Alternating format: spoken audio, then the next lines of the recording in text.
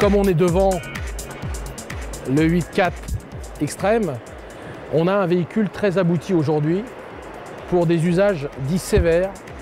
Donc c'est un véhicule très musclé, très approprié avec son moteur de 13 litres qui développe 520 chevaux, couplé à la boîte OptiDriver.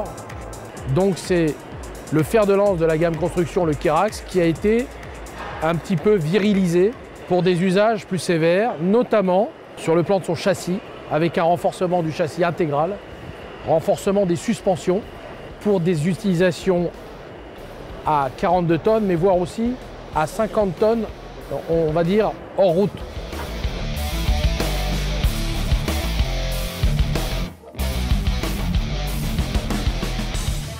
Bien évidemment, notre gamme construction s'est étoffée il y a quelques années de la gamme Lander, un véhicule très performant sur le plan routier et qui va avoir aussi des qualités de chantier, d'approche chantier pour avoir une utilisation mixte. Au Lander, nous avons aussi ajouté une nouvelle silhouette cette année, qui est une innovation, j'allais dire, en première mondiale sur Intermat, puisque derrière moi se trouve un 8.4 dit Tridem, c'est-à-dire au lieu d'avoir un 8.4 classique avec les deux essieux directeurs en position avant, on a remis un essieu directeur relevable délestable dans le porte-à-faux arrière, ce qui confère au véhicule une manœuvrabilité de tout premier plan, notamment pour ceux qui cherchent une charge de 8.4, c'est-à-dire 32 tonnes, en milieu urbain principalement.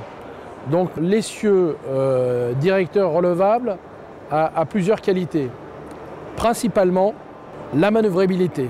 Donc on va avoir un rayon de giration qui va être bien plus performant qu'un 8.4 classique. Je dirais que quand l'essieu va se relever, on va presque, pas tout à fait, trouver un rayon de braquage équivalent à un 6.4. Quand il va être posé, on va quand même nettement mieux virer qu'un 8.4 classique. Deuxième qualité, la répartition des charges, puisque comme on met un essieu à l'arrière, et qui plus est, cet essieu est aujourd'hui à 10 tonnes, on est les seuls du marché, on va pouvoir organiser une charge avec une répartition arrière bien plus forte. Je pense notamment aux grues assez massives dans le porte-à-faux arrière.